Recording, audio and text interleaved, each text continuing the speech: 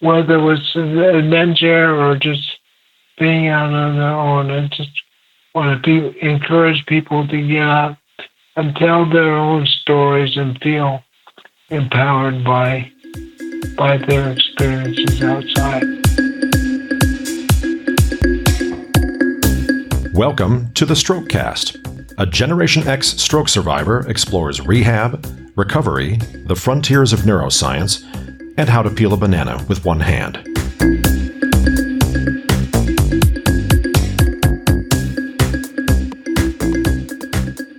Hello, I'm Bill Monroe, and welcome to episode 63 of the Strokecast. You know, a few weeks ago, we heard from Carol Ann Nelson from Destination Rehab about the PT work that she does in Bend, Oregon, helping folks with disabilities from around the world really spend a week doing rehab and enjoying all the beauty and nature that Central Oregon has to offer in the northwestern corner of the U.S. You can check out strokecast.com/destination rehab to learn more about a rehab vacation or to listen to that episode. After we finished our conversation, Carol Ann and I continued talking, and she told me about Geoff Babb, a fellow Bend, Oregon resident who had his own project. You see, Geoff is a 2-time stroke survivor who loves the outdoors. After he got back to Bend following his work on Hurricane Katrina relief efforts back in 2005, he had a brainstem stroke. After that first stroke, he discovered that standard wheelchairs are not really compatible with hiking trails. They're barely compatible with city sidewalks. So he decided to invent his own, and thus the AdvenChair project was born. This week, I talked with Geoff about his strokes and his treatment. We also talk about the new wheelchair he is designing with his team and how it could make large parts of the natural world once again accessible to wheelchair users. Geoff Babb's first 2 strokes abruptly pushed him into the world of disability. Today, Geoff is the AdvenChairman of the Onward Project, which seeks to inspire, encourage, and enable people of all abilities to have active outdoor adventures. Before his first stroke, he was an outdoor enthusiast who enjoyed mountain biking, skiing, and hiking with his wife and twin sons, and enjoyed a long career in wildland fire management. Now, let's meet Geoff. So, Geoff, thank you so much for joining us on Strokecast this week. Well, thanks for inviting me, Bill. I really appreciate being here. I really like the work that you're doing, but before we get into that in too much detail, what was your life like before you first had your stroke? Well, I was at the time I was 48. This was in 2005. I was married for 20 years. My twin sons had just turned 13. I was in my 30th year of working in fire management as a fire ecologist for the BLM at the time. And living in Bend, Oregon, I was in the midst of a great outdoor space. I was able to, live out my life of skiing, hiking, biking, climbing. Everything was possible here. And that spring, I had taken my family on our first rock climbing trip to Leavenworth, Washington, and was really enjoying doing that with them. And working in the fire management, part of what I did was work on incident management teams to work on wildfires or hurricanes. And we had just spent a month in Louisiana working on recovery after Hurricane Katrina.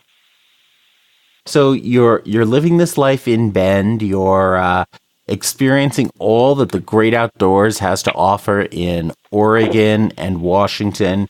You're helping to manage the recovery and the management of forest fires and range fires and helping with other disasters. So you're certainly doing a ton of different things, helping out a lot of folks. And then what happened that day?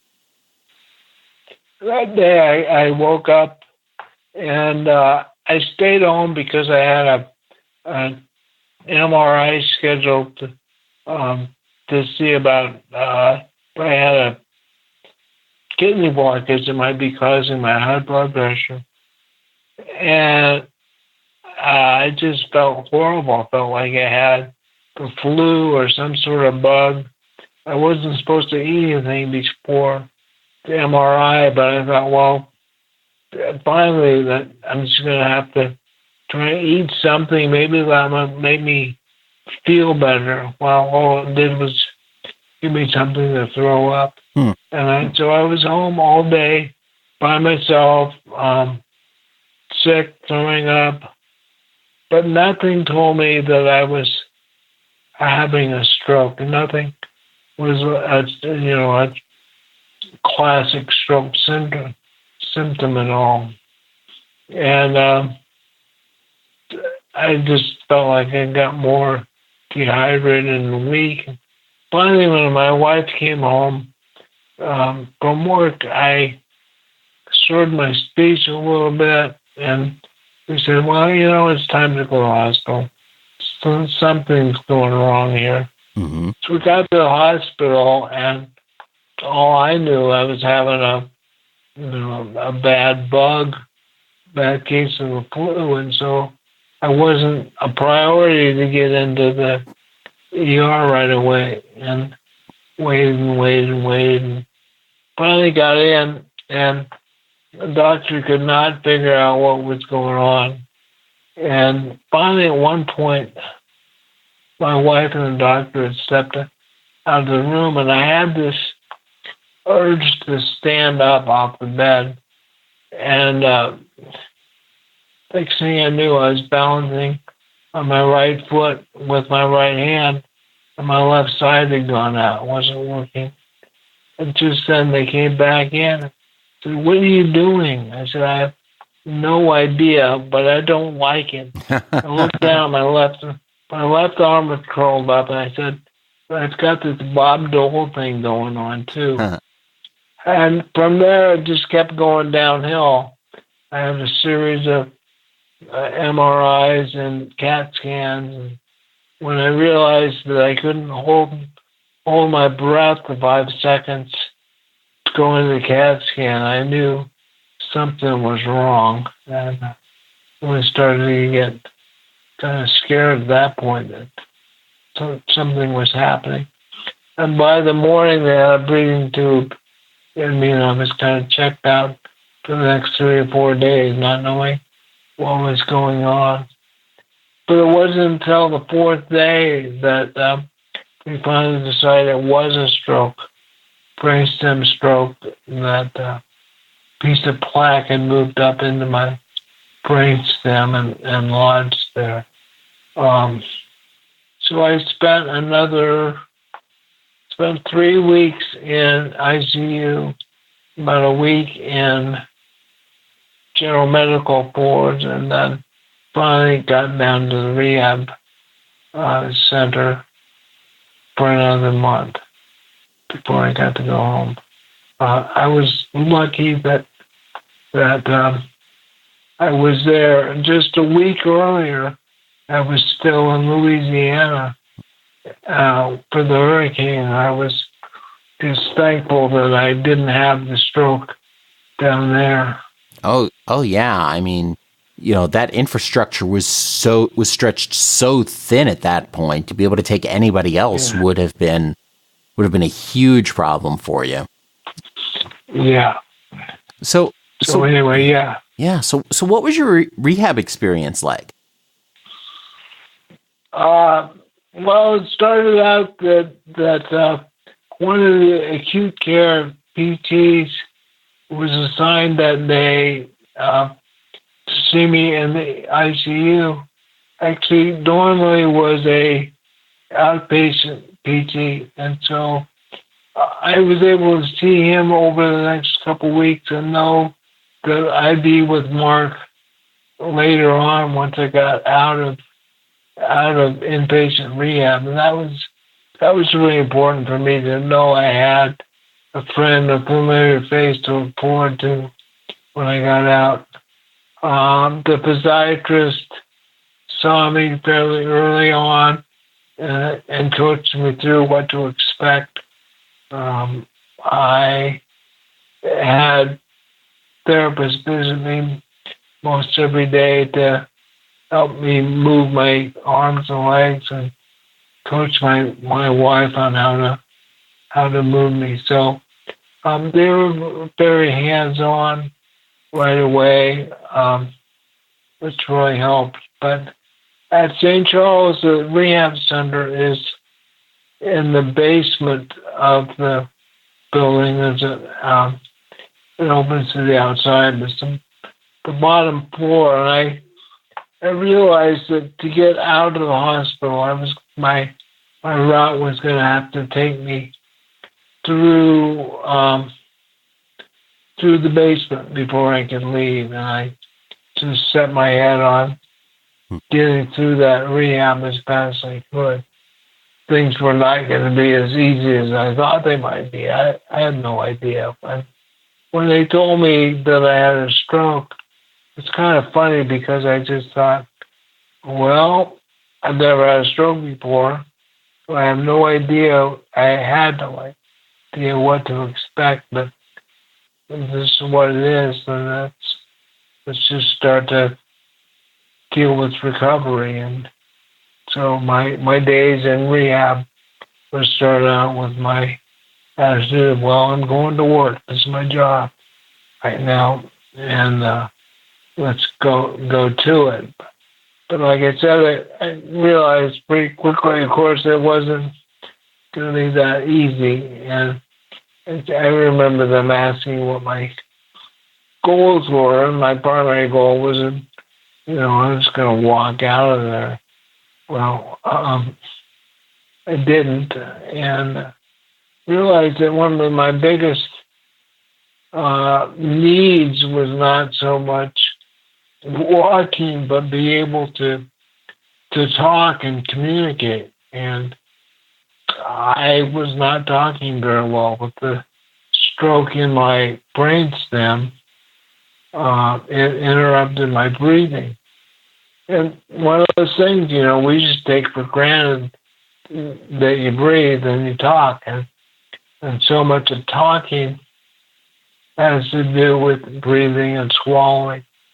And so my speech therapy mostly was directed at teaching me how to breathe again, and that I could spit out about 4 syllables, and then I would huff and puff and catch my breath before I could talk again. So fortunately, that didn't take too long, but it was really huge to me being able to talk again.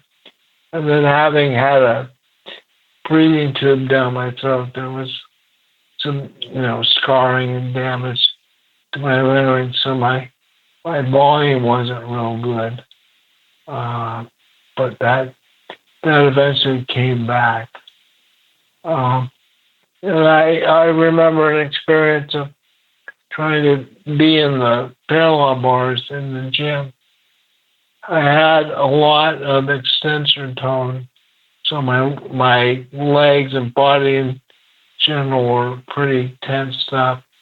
And it's really hard to use parallel bars if you can't open up your hands. Again, I thought, oh man, this can be more work than I thought, but I just kept working at it. Eventually, after a month in rehab, I got to go home and start going back to outpatient rehab. Again, just across the hallway, good group of people. And I also was going to a private PT clinic as well. At one point, several months afterwards, I realized that I didn't want to think of myself as a patient anymore, but I was, definitely a survivor. That was the title I wanted, but so I didn't want to just be around patients all the time. So I started to find some people to work with me at the fitness center, and eventually teamed up with a personal trainer who started to come to my house, and he's been doing that ever since. So rehab was ongoing experience, and there was a point where I didn't want to say rehab anymore because I thought, well, I have a new body right now. It's pretty broken, and just want to accept that I'm working with a whole different set of equipment now.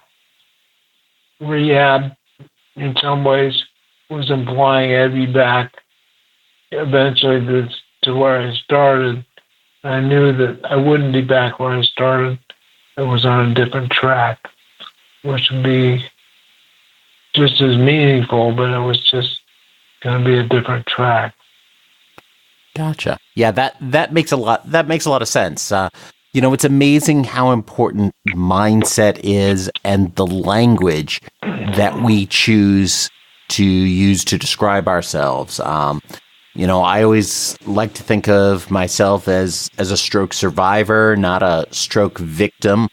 The victims are the folks who, sadly, like Luke Perry, don't survive their strokes. The survivors are those who choose to go on with a different life, a newer life that comes out of the experience, and you get to the point where it's like, okay, this is where I'm at today.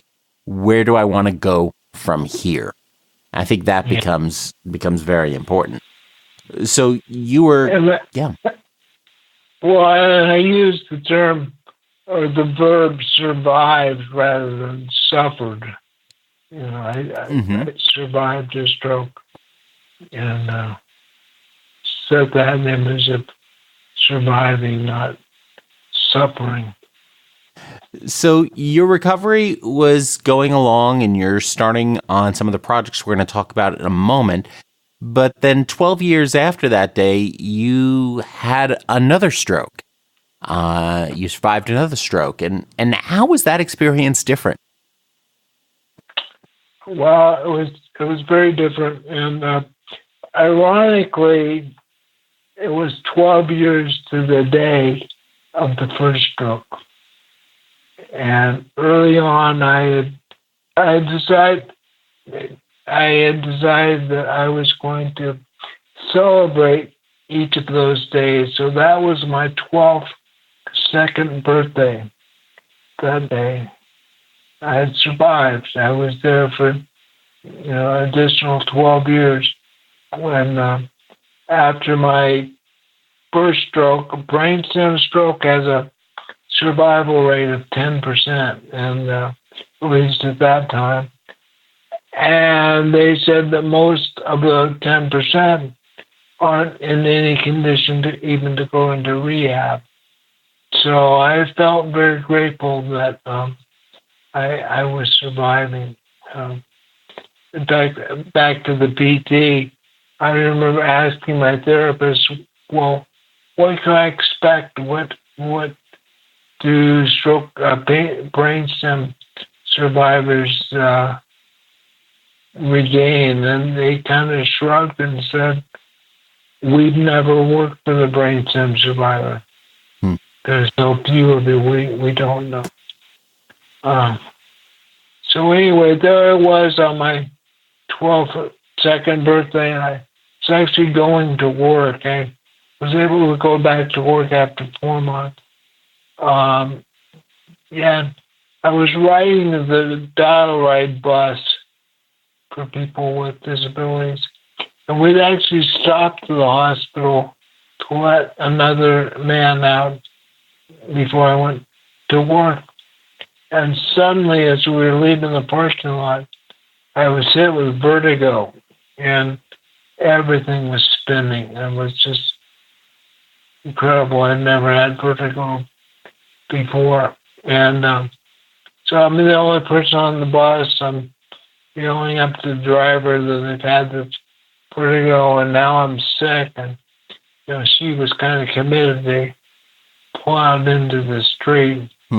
Unfortunately, she was able to turn back around and take me right to the emergency room and get me in right away. So that was something very fortunate that there I was, and Shannon got me into the ER right away.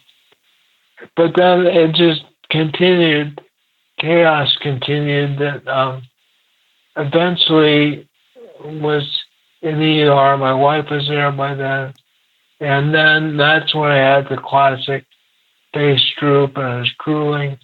And I noticed that the doctors were looking up at the heart monitor, and suddenly there were about 8 people in my room, and I had coded, and my heart was going into fibrillation, and my wife was pushed out of the room. I just had that memory of seeing her in the hallway, just kind of helpless, and she couldn't help me out. Fortunately, they got that figured out pretty quickly, and I didn't have any lingering health or heart problems. But that part was pretty scary. I was really aware of what was going on, and not sure what would happen next.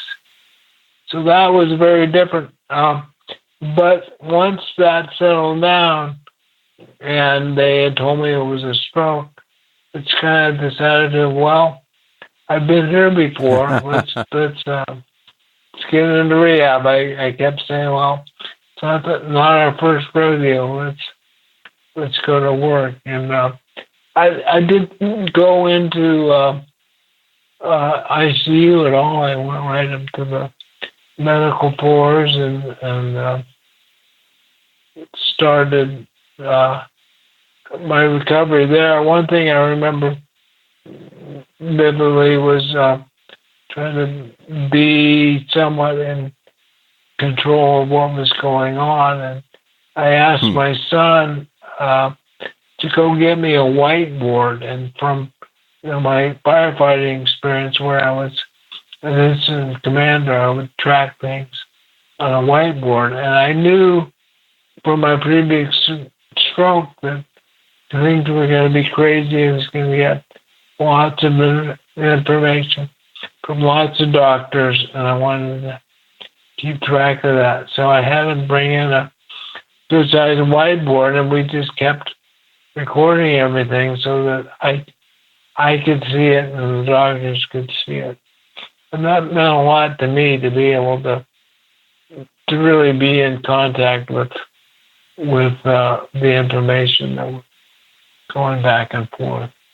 Absolutely. And it made it a lot easier, I'm sure, for the doctors and the nurses and the aides and just everybody else to also keep track of what was going on.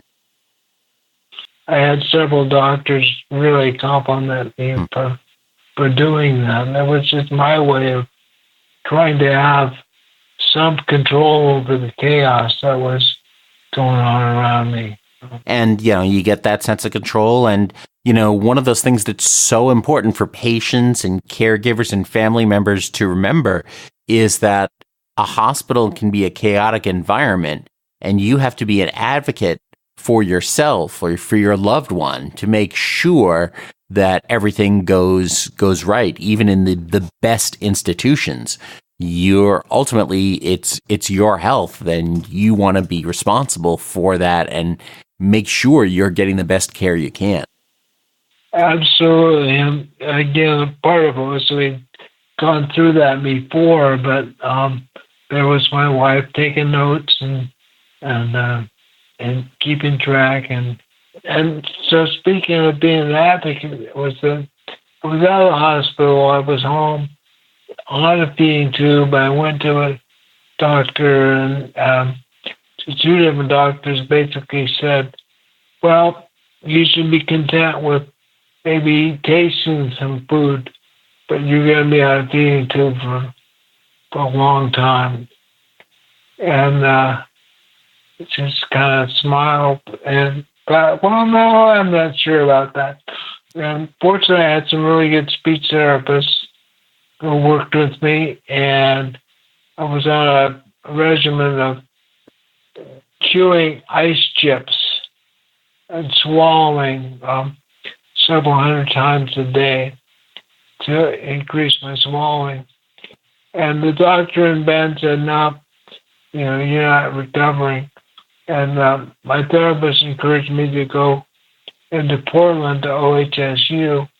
And the doctor there did the same tests, same probes, and said, well, yeah, you're compromised there, but you do have your choking mechanism. So if something goes down the wrong tube, you will cough it back out.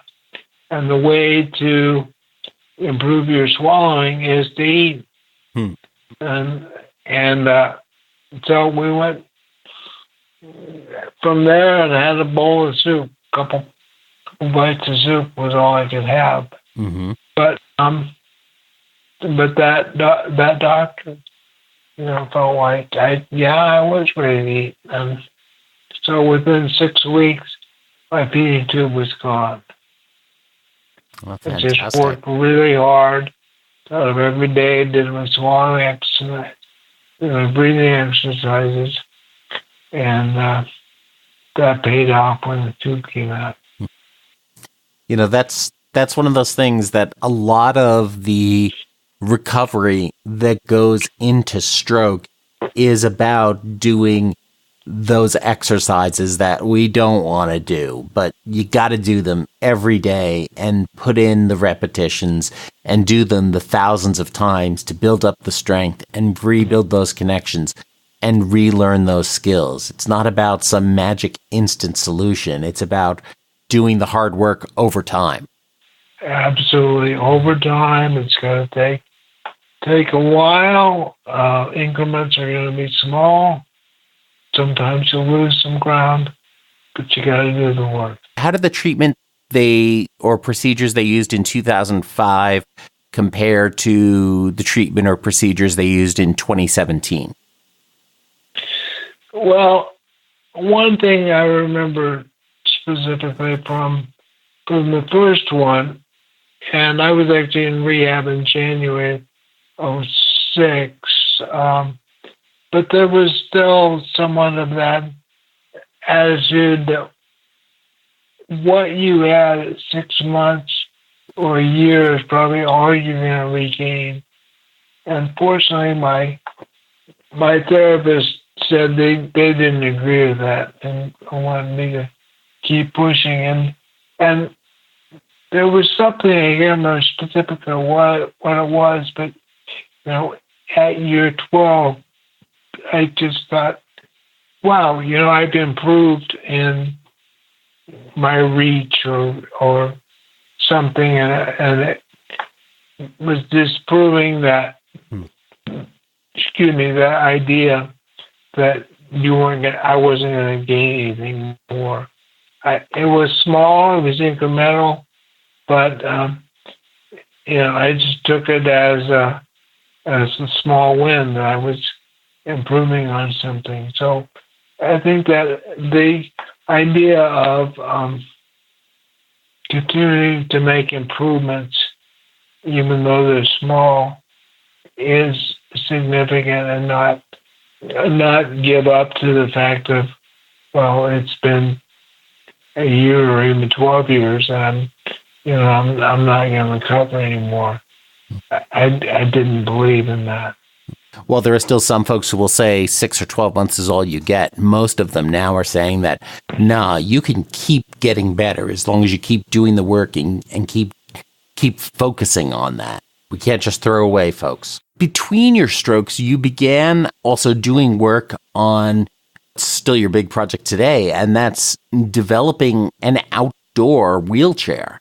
I mean, how did that project come about? Well, as I said in the beginning, I was an outdoor guy to begin with. Grew up in the outdoors and did a lot of stuff outside. I wanted to be able to be out with my family. I wanted to be out, try and do some of the things that I'd done for my job.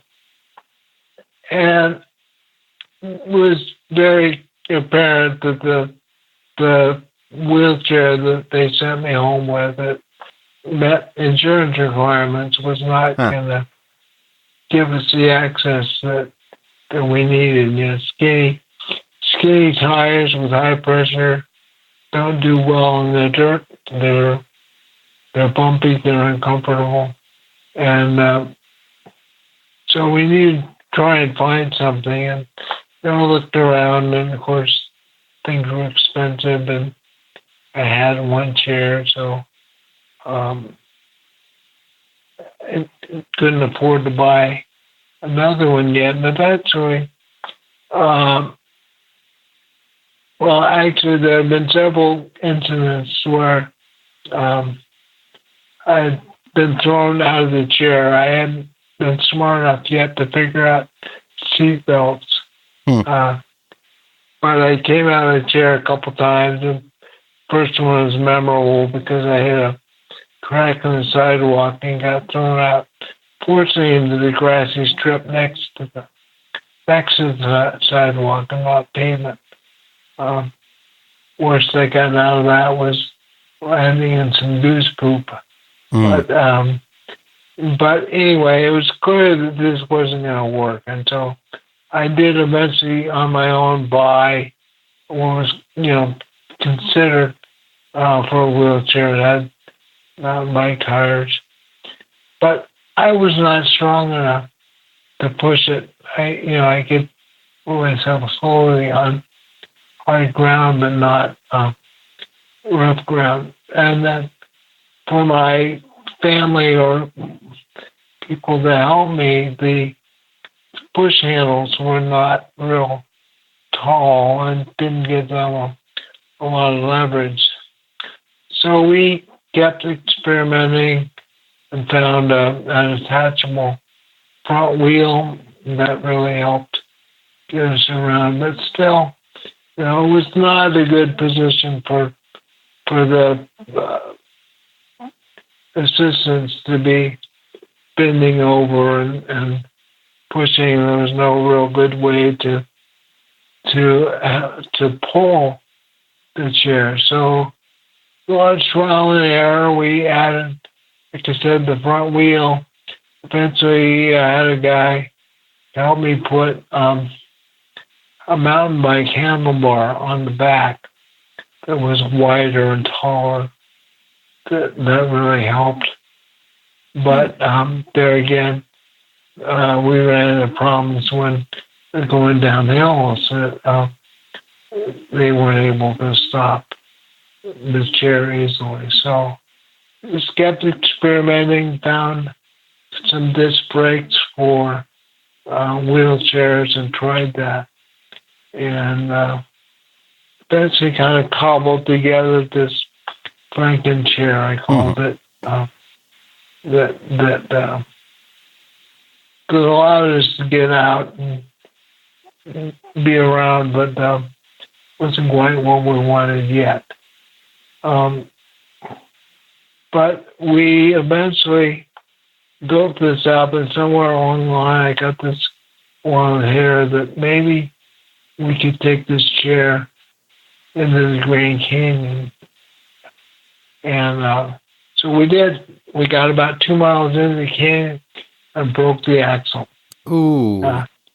The downside was we were 2 miles in. Yeah. The good side was we were 2 miles in and not any further in. Right. That's sort of a classic glass half full, glass half empty kind of process there.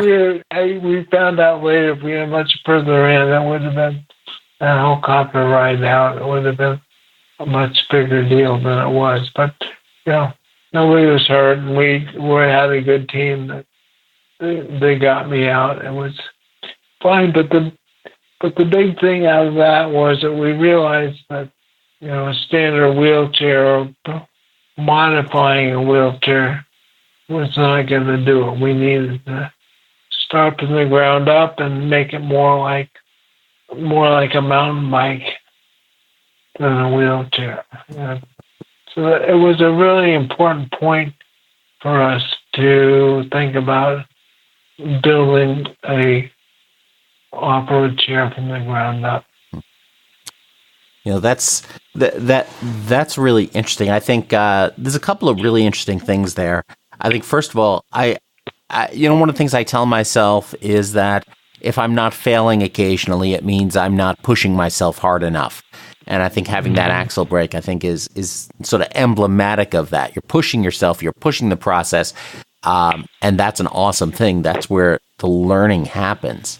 I also think it's really interesting that a lot of this process and things you're encountering, it's essentially, it seems like, and I suppose I need to study my wheelchair history now because I'm really interested in this, is that wheelchairs sort of didn't really evolve as a mechanism for transportation to begin with. If you look back at the old-fashioned wheelchairs, it's like they're taking kitchen or dining room tables and slapping wheels on them and calling it good. And that's sort of the metaphor that we've continued with, rather than your approach, which is now saying, okay, this whole system doesn't work. We need to think about this, as like a mountain bike, as like transportation. It's like the old, when you said your initial thing, they didn't have a seat belt, and it seems so obvious if you're building something for transportation. But that's not part of the original mindset, and I think that is really important. And I think the other thing, people who haven't encountered this wheelchair experience before, and, again, I had never encountered it either until I found myself in the hospital, is that the idea that, in your case, you were able to use your arms but didn't have the strength to propel yourself. In my case, when I was in the wheelchair in the hospital, I had no use of my left side, so that meant that really, if I was going to push my wheelchair or propel my wheelchair by myself, I was largely going to spend the entire time just turning in circles because I could only power it from one side. And you don't think about these things. So you've been able to then go ahead and take a look at this and start to re-envision it, which brings us to sort of where we are now as you're working on AdvenChair 2.0. So what are the big differences as you've moved to the second major version of this project? Well, if you think of adventure, which is using chair on the end, we were having adventures in a chair, so that's where AdvenChair came from. The other important part of the evolution was that I do a lot of skiing, sit skiing on Mount Thatcher with Oregon Adaptive Sports. And one day I was skiing and bouncing around and realizing that what I really needed to do was put wheels under the sit ski or something like that. So the image came to mind of a sit ski with wheels or a mountain bike with a seat on it. And fortunately, I had some really good mechanical people here to work with, and they tried to put these ideas into play. And Jack Arnold, particularly as a product designer, and he put these into a CAD drawing and started to come to life. But the key things about it are that, one, it's really durable. We use mountain bike parts that are durable, they're more accessible, they're less expensive than wheelchair parts. And so we have mountain bike wheels and tires and axles and disc brakes and handlebars. And so it's really set up for somebody to push and have good control and have good braking power, as well as it's set up for one or more people to pull it, and it has fiberglass poles that attach to a waist harness. So on relatively smooth trails, it's very efficient to be pulling the person. And typical wheelchairs, or even what's called an off-road chair, don't have that. And because we use the double tube system around the wheels, there are places for somebody to lift the chair over rocks or roots. And again, it just make it efficient for somebody to push or pull.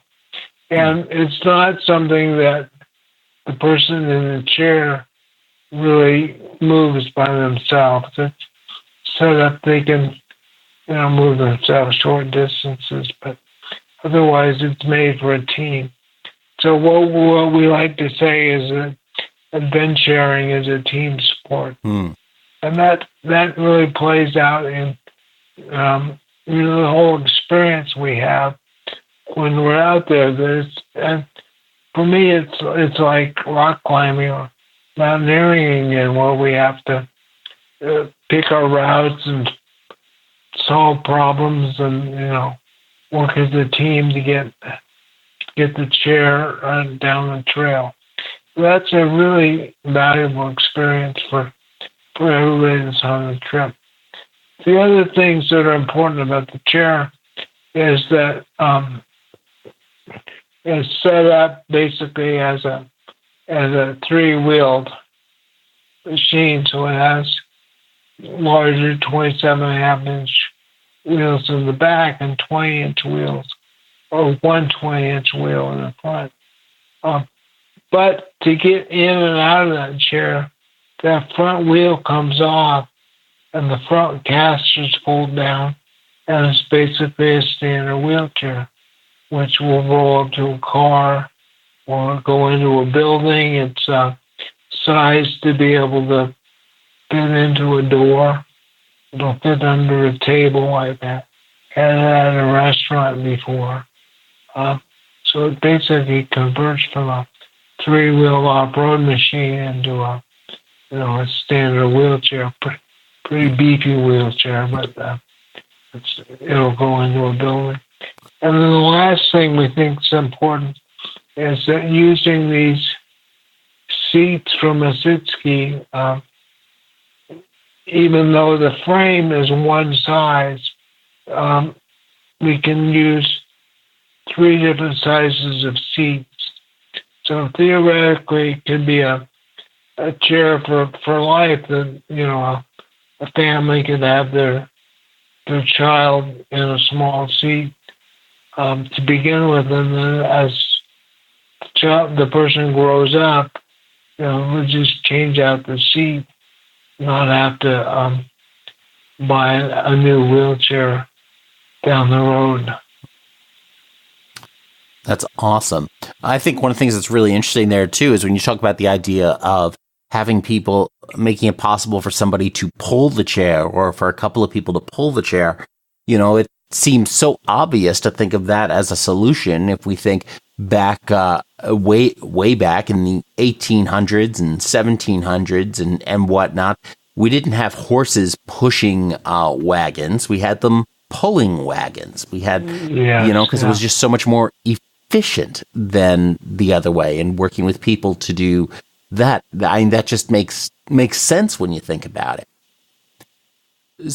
Well, the idea to use poles for towing came from what's called a pulk sled, P-U-L-K sled, that you see cross-country skiers using, or polar explorers using to pull sleds across snow, and also pulling with straps. So it's taking existing ideas and technology, just applying them to the chair rather than a sled. And people remark all the time that they don't feel like they're really pulling very hard when there are 2 or 3 people pulling. It's really pretty easy for them to pull. So how does the AdvenChair relate to the work you're doing as part of the Onward project? Well, early on, I adopted the word onward as my motto, that I was going to keep moving ahead, moving forward. And so I would always sign my letters with onward, or use that word. And the Onward project just kind of evolved as something undefined that I would do to help people be inspired to be outside and keep working, keep moving forward. And so that just kind of kept evolving into this mission of inspiring and encouraging and enabling people to be outside and having their own adventure. And I didn't know where the AdvenChair would go at that point, but that basically became the enable, be able to get people outside, and by telling stories and sharing experiences, we would inspire and encourage people to be out and have their adventures. Awesome. It's sort of, the chair becomes a product, the Onward project becomes the context in which you can talk about the chair, in which you can share stories, and in which people can sort of rally around the work that you're doing to live the life they want to live. So if folks want to help out with this or learn more about the AdvenChair, what can they do? Well, we have a website. It's called AdvenChair.com. So again, it's AdvenChair with a chair on the end. It'll be on your website. But go to that, and we got it up for a couple months, and there's some good pictures of the chair. And the newsletter, we've sent out our first newsletter this week. Keep people appraised of the status of the project. Right now, we're still just in a prototyping phase. We have one chair. We are working towards having several test units so we can have out, gather some more information. At this point, I've been the sole writer, and have had a group of people to give their input as far as a team. But this summer, we expect to have everybody from Destination Rehab use it with older adults who have had neurological events, as well as other programs directed at kids. And we'll be at a camp for kids with cancer outside of Portland in June. So we want to get a variety of users in it and make some more modifications. We also see that there's a big potential audience in the adventure travel market. That there are some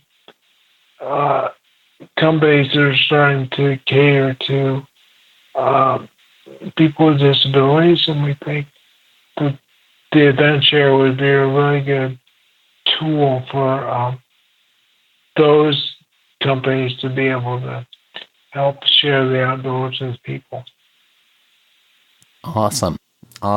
And I saw that you also have or had an Indiegogo project running.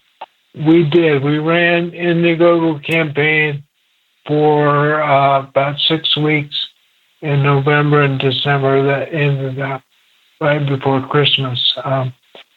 But we have um, set up a donation button on the website if people are interested in donating to help support the project, particularly building some more test units. So there's plenty of opportunity for people to help if they'd like to. Fantastic. And we'll be linking to all of those from over at strokecast.com/Geoff. All those links will be available there as well. Great. So Geoff, what do you most want folks with disabilities to know about the great outdoors? From my experience, growing up outside, to be able to reconnect is so empowering. To be able to be outside and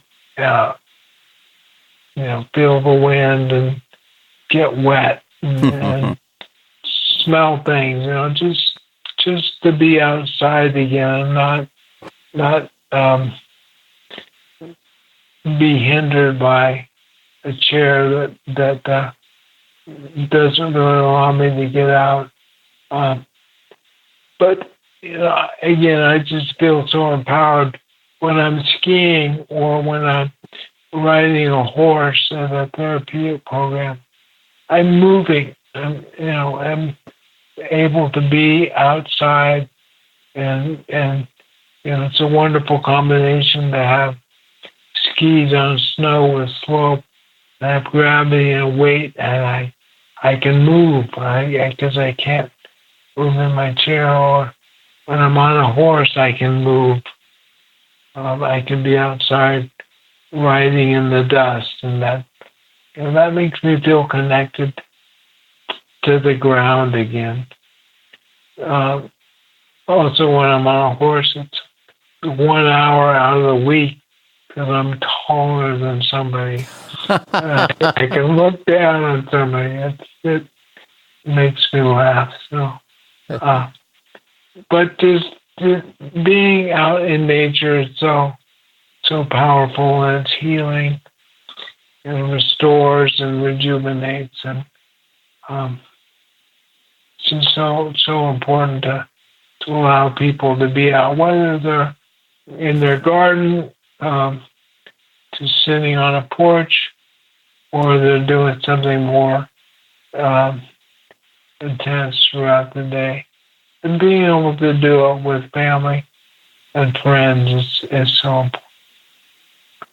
So I've got a quote, if you don't mind, Absolutely. from Gary Snyder that I really like, and I've used it in some of my materials. And it says, "The wild requires that we learn the terrain, nod to all the plants and animals and birds, ford the streams, and cross the ridges, and tell a good story when we get home."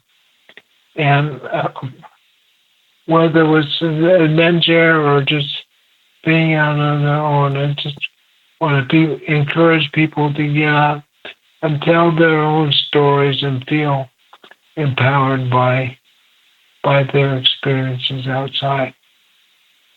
If folks want to know more about you and what you're up to, what should they do? They can go to the website, and there is contact information there. There's the ability to sign up for the newsletter and stay connected that way. And I'd love to hear from people eventually. I'd like that website to be an opportunity for people to share their own stories. Awesome. So go ahead and share your stories with Geoff and really, start thinking about how you can live more in the outdoors. So Geoff, thank you so much for joining us this week. This has been fantastic. You're very welcome. And that brings us to our hack of the week. Well, I just recently got a new Samsung Galaxy phone that has a stylus in it. And so with that stylus, I'm able to write notes on the screen. Also, the stylus allows me to punch the keys more effectively and easily than trying to use my finger on the keys. So that has just changed my whole relationship. My phone allows me to actually do email and other computer things easier than on my desktop. But it's just allowed me a lot of opportunity to use the phone more efficiently. Geoff has had quite a journey, from working with natural disasters to designing new products to surviving a stroke that 90% of folks don't live through and then doing it again 12 years later. It really was fantastic getting to talk to him for an hour or so. And I'm really glad I could bring you this conversation. On another note, Strokecast is now available on Pandora. So if you choose to listen to your podcasts on Pandora, or you're already listening to your music there, that's great, because each episode of Strokecast will now be available on Pandora as well. So you can go ahead and give it a try. Be sure to check out Geoff's story in more detail and learn more about AdvenChair 2.0 in the links over at strokecast.com/Geoff. Subscribe to Strokecast for free in your favorite podcast app so you never miss an episode. And of course, as always, don't get best, get better. Thanks for listening. I'm Bill Monroe, and I'll talk to you soon.